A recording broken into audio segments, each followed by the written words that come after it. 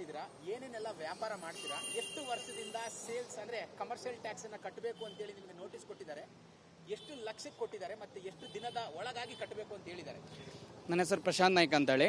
ನಮ್ಮದು ಕಾಂಡಿಮೆಂಟ್ಸ್ ಇದೆ. ನಾವೊಂದು 6-7 ವರ್ಷದಿಂದ ಟೀ ಅಂಗಡಿ ಕಾಂಡಿಮೆಂಟ್ಸ್ ಇಟ್ಕೊಂಡಿದ್ದೀವಿ. ನಮ್ಮದು ಟೀ ಅಂಗಡಿಯಲ್ಲಿ ಬಿಸ್ಕಿಟ್ಗಳು, ಪೇಪರು ಮತ್ತು ಸಿಗರೇಟು ಮತ್ತು ಗುಟ್ಕಾ ಐಟಮ್ ಎಲ್ಲ ಇದೆ. ನಮಗೆ 6-7 ವರ್ಷದಿಂದ ನಮ್ಗೆ ಯಾವುದೇ ಮಾಹಿತಿ ಇಲ್ಲ. ಈಗ 21ರಿಂದ ಇಲ್ಲಿವರೆಗೆ ನಮಗೆ ಟೋಟಲಾಗಿ 11,50,000 ರೂಪಾಯಿ ಕಟ್ಟಬೇಕು ಅಂತೇಳಿ ಈಗ ಮೊನ್ನೆ ನೋಟಿಸ್ ಬಂದಿದೆ. ಇದು 19ನೇ ತಾರೀಕು ಒಳಗಡೆ ನಾವು ಕಟ್ಟಬೇಕು ಅಂತೇಳಿ ಬಂದಿದೆ. ಈ ನಮ್ಗೆ ಏನಂದರೆ ನಾವು ಒಂದು 10,000 ರೂಪಾಯಿ ವ್ಯಾಪಾರ ಈ ಸ್ಕ್ಯಾನರ್ ಮಾಡಿದರೆ ನಮ್ಗೆ ಸಿಗೋದು ಲಾಭ ಬರೀ ಒಂದು 350-400 ರೂಪಾಯಿ ಸಿಗ್ಬೋದು. ಆಯಿತಾ, ಟೋಟಲಾಗಿ ಇವ್ರು ಏನು ಮಾಡ್ತಾರೆ, ಸ್ಕ್ಯಾನಲ್ಲಿ ಬಂದಿದ್ದಷ್ಟು ನಮ್ಗೆ ಲಾಭ ಬರುತ್ತೆ ಅನ್ನೋ ಥರದಲ್ಲಿ ಇವರು ನಮಗೆ ಟ್ಯಾಕ್ಸನ್ನು ಹಾಕಿದ್ದಾರೆ. ನಾವು ಆ ಬೇಕ್ರಿ ಮಾರಿದರೂ ಕೂಡ ನಮಗೆ ಆ ಟ್ಯಾಕ್ಸನ್ನು 11.5 ಲಕ್ಷ ನಮ್ಮ ಹತ್ರ ಕಟ್ಟೋಕ್ಕಾಗಲ್ಲ. ಅದಕ್ಕಾಗಿ ದಯಮಾಡಿ ಮುಖ್ಯಮಂತ್ರಿ ಇರಲಿ, ಟ್ಯಾಕ್ಸ್ ಅಧಿಕಾರಿಗಳಿರಲಿ, ಇದನ್ನು ನಮಗೆ ಯಾವುದೇ ಮಾಹಿತಿ ಇಲ್ಲದೆ ಕೊಟ್ಟಿದ್ದಾರೆ. ನಮಗೆ ಮೊದಲನೇ 21ರಲ್ಲೇ ನಮ್ಗೆ ಕೊಟ್ಟುಬಿಟ್ಟಿದ್ರೆ ನಾವು ಇದಕ್ಕೆ ಏನು ಮುಂದಿನ ಕ್ರಮ ಏನು ತಗೋಬೇಕು, ಯಾವ ಥರ ಪೇ ಮಾಡ್ಕೋಬೇಕು ಅಂತ ನಾವು ಮಾಡ್ಕೋತಿದ್ವಿ.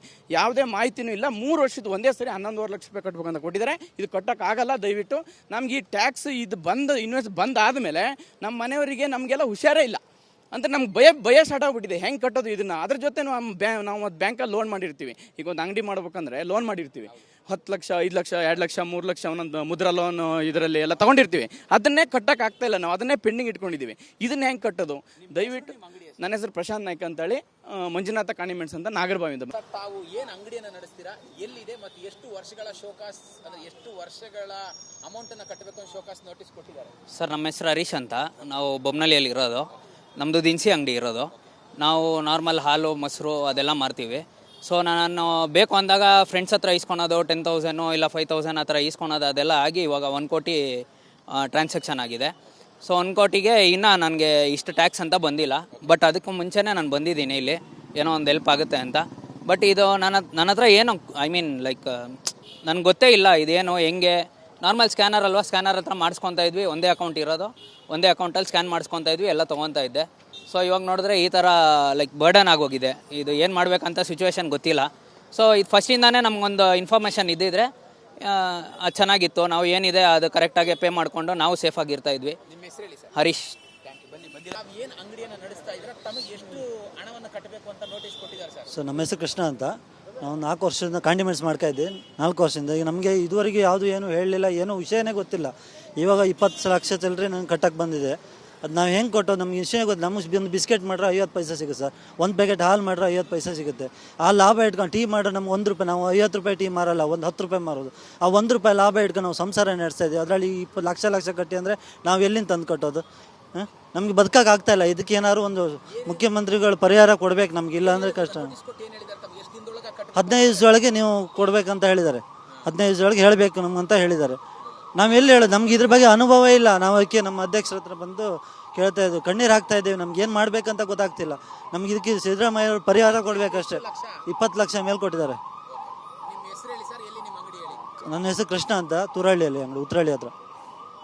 ಅಂಗಡಿ ಎಲ್ಲಿರುವಂಥದ್ದು, ಏನೇನೆಲ್ಲ ವ್ಯಾಪಾರ ಮಾಡ್ತೀರಾ, ಎಷ್ಟು ವರ್ಷಗಳಿಂದ ನೋಟಿಸ್ ಅಂದ್ರೆ ಎಷ್ಟು ವರ್ಷಗಳಿಂದ ಹಣವನ್ನು ಕಟ್ಟಬೇಕು ಅಂತ ಶೋಕಾಸ್ ನೋಟಿಸ್ ಕೊಟ್ಟಿದ್ದಾರೆ, ಎಷ್ಟಿದೆ ಸರ್ ಹಣ? ಸರ್, ನಮ್ಮದು ನಾಗೂರದಲ್ಲಿ ಒಂದು ಚಿಕ್ಕದೊಂದು ಕಾಂಡಿಮೆಂಟ್ಸ್ ಇದೆ. ಅಂದರೆ ಟೀ ಕಾಂಡಿಮೆಂಟ್ಸ್, ಟೀ ಸಣ್ಣ ಪುಟ್ಟ ಒಂದು ಟೀ ವ್ಯಾಪಾರ ಮಾಡ್ಕೊಂಡು ನಾವು 6 ವರ್ಷದಿಂದ ಅಲ್ಲೇ ವ್ಯಾಪಾರ ಮಾಡ್ಕೊಂಡು ಇದ್ದಿದ್ದು. ಇದುವರೆಗೆ ನಮಗೆ ಪೂರವಾಗಿ ಮಾಹಿತಿ ಯಾವುದೇ ರೀತಿ ನೀಡಿಲ್ಲ ಇವರು.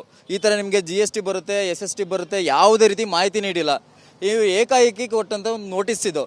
ಯಾಕಂದರೆ ನಮಗೆ ಮೊದಲಿಂದನೂ ನಿಮಗೆ ಇದು ಫೋನ್ಪೇ ಮತ್ತು ಪೇಟಿಎಮ್ ಮೂಲಕ ಏನಾದರೂ ನೀವು ರಿಸೀವ್ ಮಾಡಿದ್ರೆ ಇಷ್ಟು GST ಬರುತ್ತೆ, ಇಷ್ಟು SST ಬರುತ್ತೆ ಅಂದ್ಬಿಟ್ಟು ಯಾವುದೇ ರೀತಿ ಮಾಹಿತಿ ಇದುವರೆಗೂ ಕಮರ್ಷಿಯಲ್ ಟ್ಯಾಕ್ಸ್ ಆಫೀಸರ್ ಆಗಲಿ, ಯಾವುದೇ ಗೌರ್ಮೆಂಟ್ ಆಗಲಿ, BBMP ಅವರಾಗಲಿ ಯಾವುದೇ ರೀತಿ ನೀಡಿಲ್ಲ.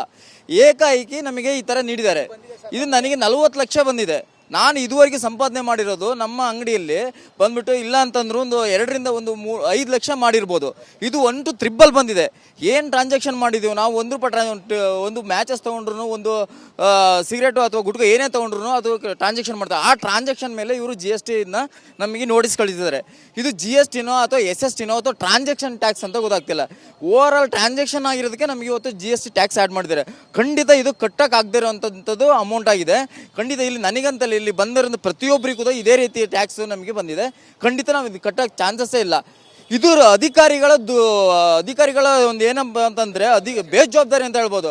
ಇವರು ಜವಾಬ್ದಾರಿಯಾದ ಅಧಿಕಾರಿ ಆಗಿದ್ರೆ ಮೊದಲೇ ಫಸ್ಟಿಗೆ ಹೇಳಬೇಕಿತ್ತು, ನಿಮಗೆ ನೋಡ್ರಪ್ಪ ಈ ಥರ GST ಬರುತ್ತೆ, ನೀವು ಮಧ್ಯಮ ವರ್ಗದವರು ಸಣ್ಣ ಪುಟ್ಟ ವ್ಯಾಪಾರಿಗಳ ಈ ಆ್ಯಕ್ಟಲ್ಲಿ ಇಷ್ಟು ನಿಮಗೆ GST ಬರುತ್ತೆ ಅಂತ ಅವರು ಮೊದಲೇ ಹೇಳಬೇಕಿತ್ತು. ಬಟ್ ಎಲ್ಲದು ಬಿಟ್ಟು ಈ ಟೈಮಲ್ಲಿ ಏಕಾಏಕಿ ನಮಗೆ ಲಕ್ಷ, ಕೋಟಿ, 50 ಲಕ್ಷ ಕಟ್ಟರೆ ಯಾರು ಈ ಒಂದು ಇದಕ್ಕೆ ಆನ್ಸರ್ ಮಾಡಲಿಕ್ಕೆ ಸಾಧ್ಯ ಇಲ್ಲ.